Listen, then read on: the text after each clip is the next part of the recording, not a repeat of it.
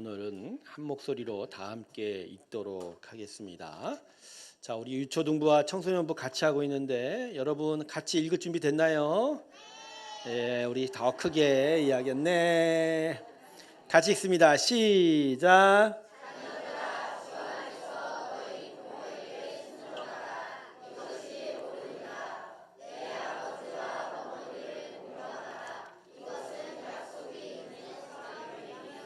이로써 내가 잘되고 땅에서 장수하니라. 또 아비들아, 너희 자녀를 노엽게 하지 말고 오직 주의 교훈과 훈계로 양육하라. 아멘. 우리 하나님께 영광의 박수 올려드리겠습니다. 네, 오늘 가정주일로 섬기는 주일이고 또 온가족 예배로 함께 드리고 있습니다. 우리 가정에 대한 하나님의 귀한 교훈을 마음에 귀하게 새기는 은혜 시간 되길 주님의 이름으로 축원합니다. 하나님께서 천지를 창조하실 때요, 사람의 창조에 있어서 다른 피조물과 다른 특별하게 이루신 것이 있어요. 그게 바로 결혼과 가정입니다. 창세기 1장을 보면요, 남자와 여자로 사람을 만들었다 이렇게 얘기하시지만 창세기 2장으로 넘어가면 사람의 창조를 좀 더 확대해서 기록하고 있어요. 남자의 몸으로 여자를 만들었지만 남녀가 서로 한 몸을 이루는 결혼까지를 창조로 이야기하고 계세요. 근데 여기서 중요한 것이 있는 게 뭐냐면 남자 여자가 한 몸을 이룰 때 그 결혼을 하나님께서 주관하고 계시다는 거예요. 하나님 앞에 남녀가 한 몸을 이룬 영적 연합이라고 가르치는 게 창세기의 결혼의 정의입니다. 그래서 하나님께서 이 결혼을 이렇게 의미한 이유는 하나님의 창조 세상과 나라를 세워감에 있어서 이 결혼으로 이루어지는 가정이 매우 중요하기 때문인 거죠. 자, 창세기 1장을 보면 사람 만드실 때 하나님께서 사람에게 독특한 사명 하나 주셨죠. 하나님 대신해서 온 만물을 다스리라. 그런데 이 다스림이요, 아담에게 처음 주어진 명령인데 이것이 대를 이어서 세대를 이어서 계속 이 명령이 지켜져야 되거든요. 자, 그러려면 결혼과 가정에 있어서 하나님을 섬기는, 하나님과 함께하고 하나님과 영적 연합을 이루어가는 게 무엇보다 중요한 거죠. 즉 부모와 자녀 세대 간의 믿음의 계승이 이루어져야 하나님의 이 사명을 계속하여 이어갈 수가 있는 거죠. 그래서 여러분, 결혼과 함께 함께 이루어지는 가정은 하나님에게 너무나 소중한 겁니다. 너무나 소중한 거예요. 이 가정이 제대로 설 때만이 하나님 나라가 온전하게 세워져 가게 되는 것이다. 우리의 결혼과 우리의 가정이 매우 중요하게 하나님께서 여기시는 걸 여러분이 아시겠지만 가장 중요한 초점 하나는 우리의 결혼과 가정을 통해서 하나님의 선한 통치가 계속 이루어져 가야 한다라는 것이죠. 자, 그런 점에서 성경은 결혼과 가정에 대한 가르침을 매우 중요하게 다루고 있습니다. 오늘 본문 말씀도 그래요. 어찌 보면 가정에 대한 세상의 여러 교훈과 별반 다를 것 없이 읽힐 수도 있겠지만 오늘 본문 말씀 안에는 하나님께서 가장 중요하게 여기시는 영적 원리가 담겨 있습니다. 자, 오늘 두 가지로 우리의 가정에 하나님께서 원하시는 모습은 무언가, 하나님께서 원하시는 가정은 과연 어떤 것인지를 한번 살펴보려고 합니다. 자, 첫 번째는 자녀들은 부모에게 순종해야 된다. 자, 본문 1절 한번 다시 자막으로 보여주실래요? 자, 우리 유초등부 아이들 앞에 있는데 여러분 이거 같이 읽어주세요. 같이 읽습니다. 시작.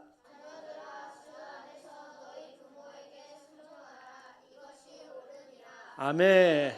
우리 자녀들아, 우리 아이들아, 네. 부모님한테 순종하세요. 근데 목소리가 왜 작아지지? 우리 저쪽에 청소년부 있는데 부모님들한테 순종하세요. 아유, 목소리 좋습니다. 자, 그런데 저 1절 말씀에 뒷부분이 더 중요해요. 바울은 힘주어서 강조하죠. 이것이 옳다.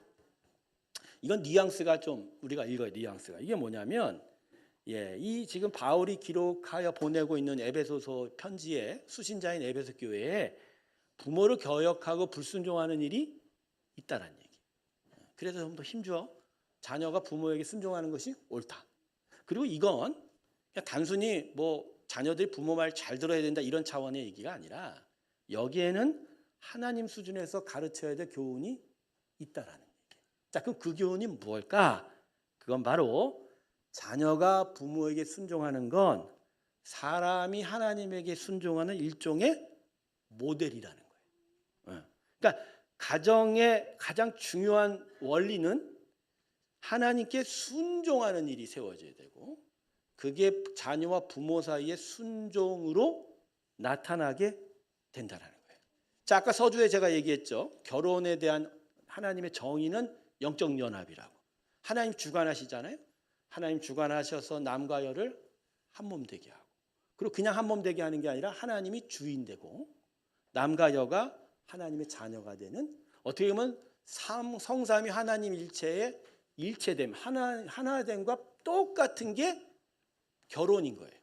하나님과 남자와 여자 세 존재의 하나됨. 근데 이것이 확장되어 가정에도 그대로 적용이 돼야 된다는 거예요. 그래서 가정에도 하나님이 주인 되시고 모든 가정의 구성원들이 다 하나님을 섬기는 믿음이 있어야 된다는 거죠. 그럼 바로 이런 영적 원리에 비추어 볼 때 사도 바울이 보기에는 지금 에베소 교회 여러 가정에 바로 이 자녀들이 하나님을 순종하는 일이 안 나타나고 있다는 거예요. 그게 부모에 대한 불순종으로 나타나고 있으니 너희들 자녀들아 특별히 하나님을 순종하라. 그걸 부모에게 순종하라라고 이렇게 이야기하고 있는 거예요. 성도 여러분, 하나님께서 우리의 가정에 가장 중요하게 여기시는 가치는 자녀가 부모에게 순종하는 겁니다. 네, 이거는 변하지 않는 진리예요. 얼마나 중요한 영적 원리냐면 십계명에도 나와 있는 계명이죠. 여러분 십계명이 계명이 10개지요. 네, 종류가 좀 구분될 수 있죠. 첫 번째부터 세 번째는 하나님에 대한 계명이고 네 번째는 안식에 대한 계명. 십계명의 결론이라고 할 수 있어요. 그다음에 다섯 번째부터 타인과 물건에 대한 계명인데 그 타인과 물건에 대한 계명의 첫 번째가 뭐라고요? 너희는 부모에게 공경하라. 순종하라. 이거 하나님께서 얼마나 중요하게 여기시는 영적 원리냔 말이에요. 부모에게 순종하라. 그렇지만 이 부모에게 순종하라는 거 안에 숨겨진 하나님의 본뜻은 부모에게 순종함으로 하나님께 순종하는 일이 증거되어야 된다. 거꾸로 얘기해서 하나님께 순종하면 부모에게 순종하고 공경할 수 있어야 된다라는 거죠. 다시 한번 우리 자녀 모든 분들에게 주의 교훈을 선포합니다. 부모에게 순종하십시오. 그게 하나님께 순종하는 것이 될 겁니다. 그런데 우리 자녀들에게 부모에 대한 공경과 순종을 가르칠 때 착각하지 말아야 할 것이 있어요. 이게 뭐냐? 너희들 나한테 순종해? 이럴 때 그 순종의 대상이 자기가 아니라 누구라고요? 물론 이제 부모가 순종을 받아야 되지만 그 가치는 하나님의 말씀과 주의 뜻이어야 되지. 부모가 자기가 원하는, 자기가 바라는 것에 대해서 자녀들에게 순종하라고 가르치면 안 된다. 즉 하나님의 기쁨과 영광을 위해서 자녀들에게 순종을 가르쳐야지 부모의 기쁨을 위해서 가르치면 이거 안 된다. 그래서 여러분 자녀가 부모에게 순종한다는 건 도리어 부모에게 영적 반성을 하게 만듭니다. 어떤 반성이요? 내가 자녀들을 나한테 순종해라고 가르칠 때 나는 과연 하나님의 뜻을 제대로 드러내고 있냐는 거예요. 우리 아이들에게 하나님의 뜻, 하나님의 마음, 하나님의 말씀에 대해서 제대로 가르치고 또 그것을 내가 지켜가면서 자녀들을 가르치고 있느냐 이것을 반성하고 있어야 된다. 만일 부모는 하나님을 제대로 섬기지 않고 믿지 않는데 자녀들에게 너희는 나 따라오라고 하면 영적 질서에도 안 맞을 뿐만 아니라 그건 거짓이 되는 거예요. 거짓이 되는 거라. 자, 여러분의 부모 세대들의 마음 안에 참된 순전한 믿음이 있기를 주님의 이름으로 축원합니다. 네, 여러분들이 하나님을 온전히 섬길 수 있어야 여러분 자녀에게 순종을 가르칠 수 있어요.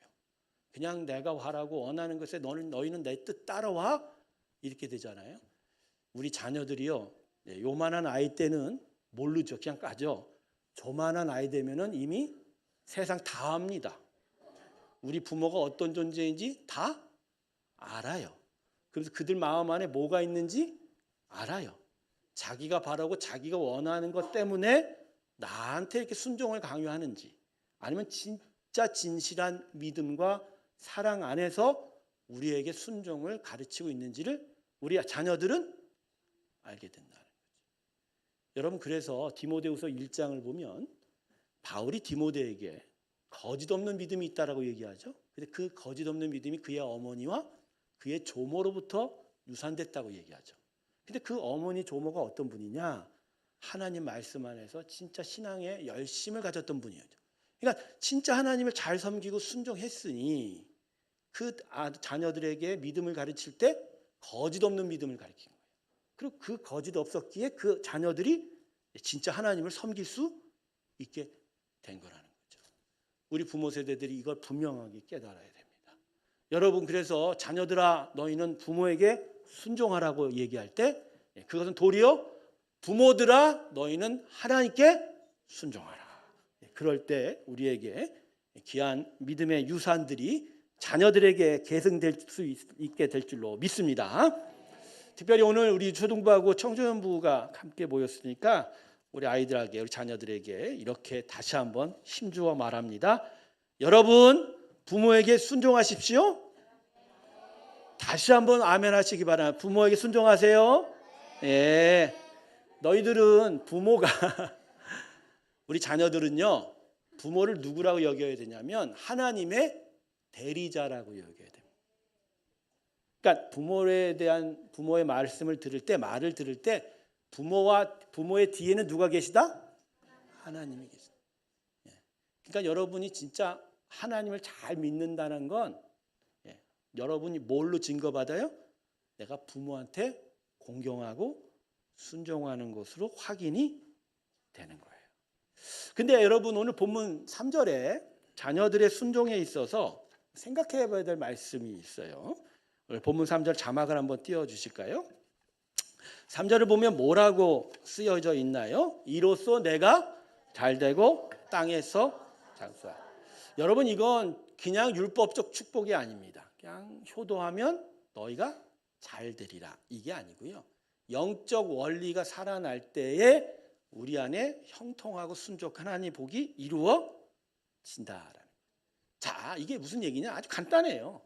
여러분, 하나님의 뜻이 나를 통해서 온전히 세워질 때, 하나님의 은혜의 통로로서 내가 온전히 세워질 때 하나님의 은혜의 나라가 분명히 세워지겠죠. 그죠? 마찬가지인 거예요. 내가 부모에게 순종하는 걸 통해서 부모의 뜻이 아니라 하나님의 뜻이 내 안에 온전히 세워지게 되면 하나님은 우리 안에서 당신의 귀한 나라를 이루시게 되는 거죠. 그러면 장수하고 형통하고 순종할 수 있게 된다. 자, 우리 유초등부, 청소년부, 청년들, 여러분의 인생에서 여러분이 진짜 하나님의 귀한 나라를 세우고 싶다면 첫 번째 가치가 뭐라고요? 하나님께 순종하는 거예요. 그건 뭐로 증거된다? 부모에게 순종하는 거예요. 부모님들이 여러분에게 제대로 가르쳐야 된다는 단서 조건이 붙이지만 여러분을 가르칠 때 그건 하나님의 뜻으로 받아들이고 그 뜻에 순종하세요. 그러면 하나님의 뜻이 여러분에게 나타나 여러분에게 형통한 일이 나타나게 될 줄로 믿습니다. 그렇죠? 그게 중요한 거죠. 우리 유초등부에도 또명똥에 아멘 하니까 너무 좋네. 청소년부도 한번 저를 봅시다. 예, 똘망똘망하게 대답합시다. 부모에게 순종합시다. 대답 안 하는 놈은 뭐야? 예, 원래 연령대가 저때가 되면 반항을 합니다. 그건 어쩔 수가 없어요. 그건 육체의 일입니다. 예, 그래도 마음에 믿음이 세워져 가는 것을 보게 됩니다. 할렐루야. 자, 오늘 두 번째 교훈은 부모들은 주의 교훈과 훈계로 양육해야 한다라는 것이죠. 자막 네 번째 4절 한번 보여주실래요? 자, 요건 우리 청소년부가 한번 읽어보겠습니다. 청소년부 같이 읽습니다. 시작.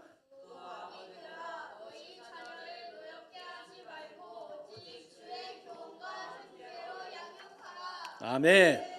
뭔가 자신 있게 읽는데 부모님들 잘 들으세요, 막 그런 것 같은데. 4절의 이 교훈은 자녀가 부모에게 순종해야 된다는 교훈에 언제나 같이 붙어 있어야 돼요. 떨어지면 안 되는 거예요. 왜 그러냐면 결국 아까도 말씀드렸지만 자녀가 부모에게 순종하는 이유가 뭐죠? 부모 때문이 아니라 누구 때문이다? 하나님. 그래서 부모가 자녀를 양육하는 일도 부모가 아니라 자녀들이 하나님께 순종하는 가르침이어야 되는 거예요. 따라서 부모는 자녀를 가르치고 양육할 때 하나님의 교훈과 훈계로 양육해야 한다라는 거예요. 제가 우리 일부 예배 때도 좀 그런 얘기를 드렸는데, 그래서 여러분 제자 양육이라는 거 있어서 가장 중요한 제자 양육은 자기 자녀입니다. 뭐 교회에 와서 성도들을 양육하기보다 기본적으로 누구를 양육해야 된다? 제자들을 양육해야. 그러니까 자녀들을 가르칠 때 가장 기본이 되는 게 내 뜻이 아니라 누구 뜻이다? 하나님 뜻, 하나님의 교훈이다. 자, 여러분 이걸 위해서 제가 두 가지 원리를 여러분에게 소개하고자 합니다. 이걸 우리 부모 세대들이 꼭 마음에 기억해 주세요. 자막 한번 볼까요? 첫 번째는 자녀는 니들이 할 얘기는 아니고 니들은 부모 것이야. 자, 자녀는 부모를 통해서 태어나게 된 거지 그 생명의 창조는 누가 하셨습니까? 부모님도 착각하는 거예요. 내가 만들었어 막 고집사는. 안 그래요, 여러분. 물론 여러분의 과정이 있었지만 그 과정을 통해서 결국 그 영혼의 창조는 하나님이 하신 거예요. 그래서 여러분 소유권은 누구한테 있다? 하나님에게. 그리고 오히려 그 소유권은 하나님께 있대. 하나님이 나에게 맡기신 거예요. 언제까지? 성인이 될 때. 창세기 2장을 보면요. 결혼에 대해서 얘기할 때 마치 앞으로 이렇게 될 것이라고 하는 하나님의 마음이 담겨 있어요. 어떤 마음이냐? 너희가 부모를 떠나라는 표현이 있습니다. 결혼할 때. 이 표현이 왜 거기 들어가 있을까요? 아담과 하와에게 말씀하실 때 바로 자신의 소유가 자녀가 아니라고 분명히 못 받고, 너희는 자녀를 양육할 사명을 받았지 너희가 가지라고 준 게 아닌 거예요. 그러니까 오히려 분명하게 아담과 하와에게 너희의 자녀는 내 거다. 대신 너희는 나 대신 길러야 된다라고. 여러분 이것이 여러분의 심령 가운데 귀하게 새겨지시길 주님의 이름으로 축원합니다. 두 번째는 아까 자막에도 봤지만 부모는 자녀에게 우선적으로 뭘 전해야 된다?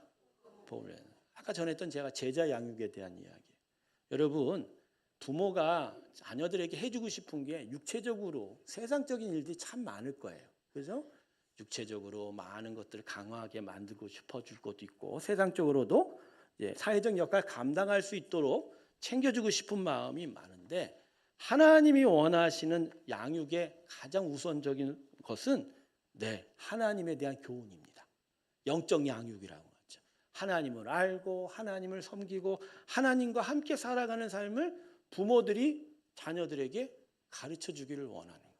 여러분 그래서 제자 양육이 교회에서만 이루어지는 게 아니라 어디서부터 먼저 이루어져야 된다? 전 그래서 이렇게 좀 얘기하면 좀 너무 건조할까요? 여러분의 자녀는 여러분의 제자여야 됩니다. 근데 여러분이 진짜 제자를 만들려면 여러분이 하나님의 제자가 돼야 돼요. 그러니까 우리 자녀들의 인생이 제대로 하나님의 복 가운데 있지 못하는 결정적인 이유 하나는 자녀의 잘못보다는 누구가 먼저 문제예요? 부모가 제대로 못 가르쳐서이기도 한다는 거죠. 제가 오늘 가정주일에 부모님들을 책망하고자 여기 쓴 건 아니지만 중요한 영적 원리가 바로 이 부분인 거예요. 여러분 우리 자녀들을 가정에서 기를 때 영적 양육을 우선적으로 생각하시길 주님의 이름으로 축원합니다. 하나님을 가르치세요. 하나님을 알려주세요. 그리고 하나님을 섬기고 예배하는 것을 귀하게 알려주셔야 됩니다. 여러분 이건 율법에도 나타나 있는 거예요. 우리 신명기 6장 4절부터 7절까지의 율법 한번 자막으로 볼까요? 자, 이거 한번 우리 다 같이 읽습니다. 시작. 이스라엘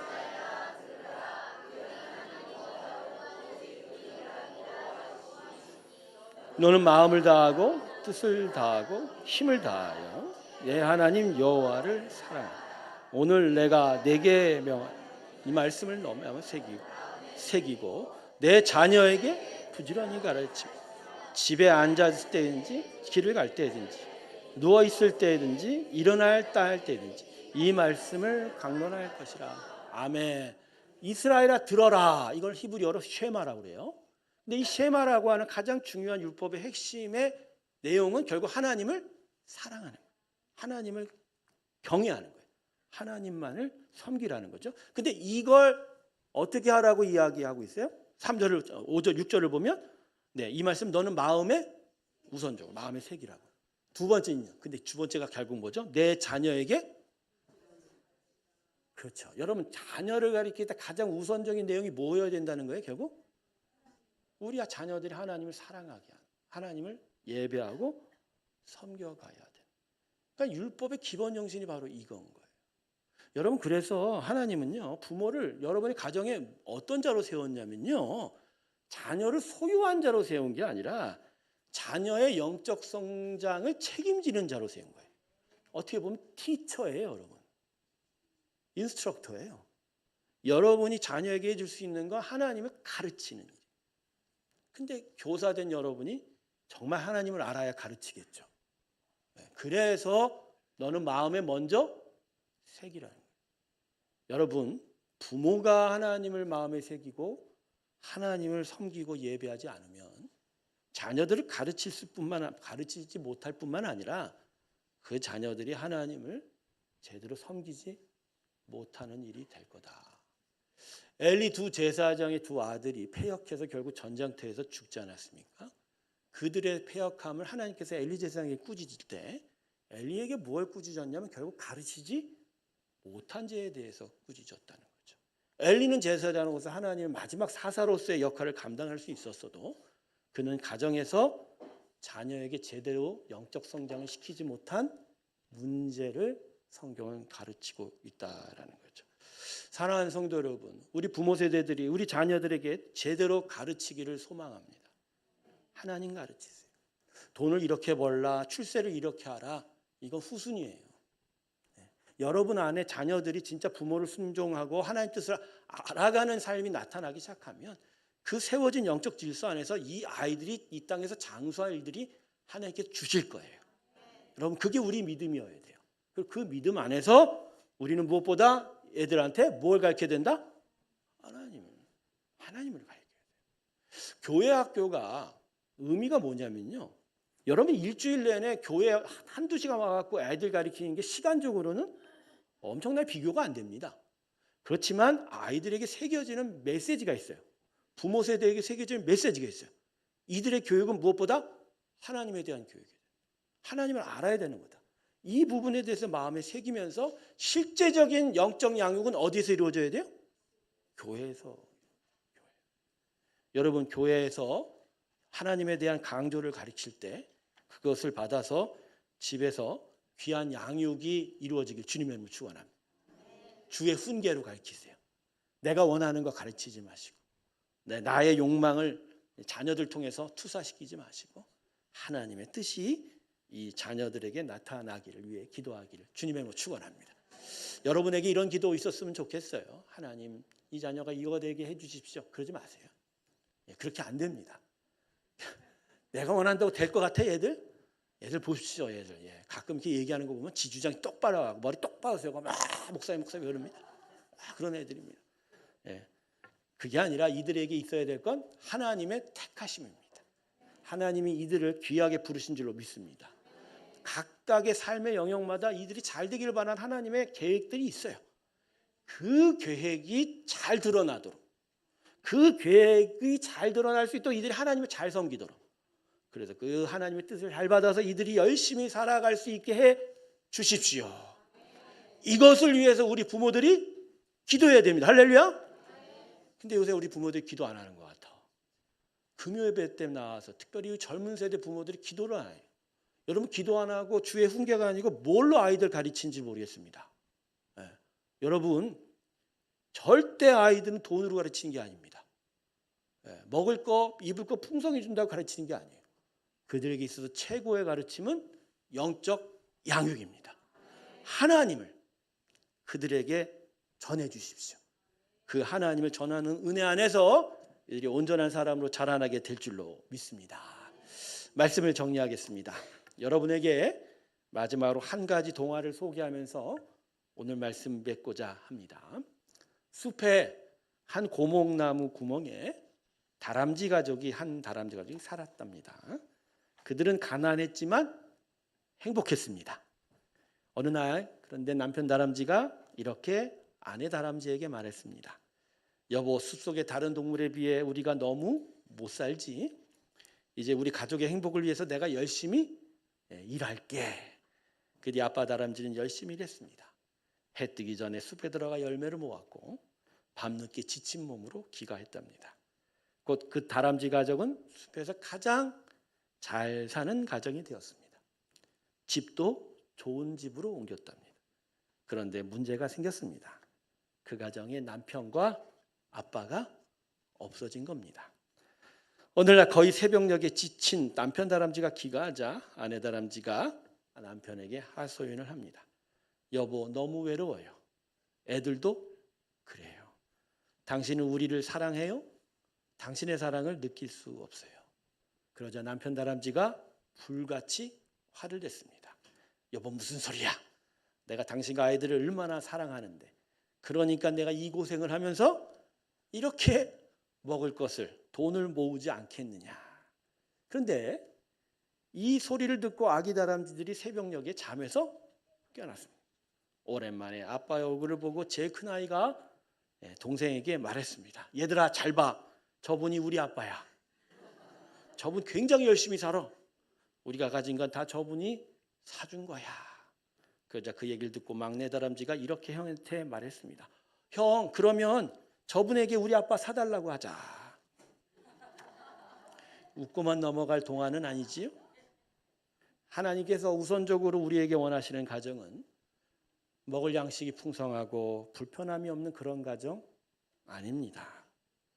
먹을 것을 많이 구하려다가 자녀들의 시야에서 사라지는 부모 되지 마십시오. 그러다가 돈에 의하여 팔리고 팔려지는 부모가 될지도 모릅니다.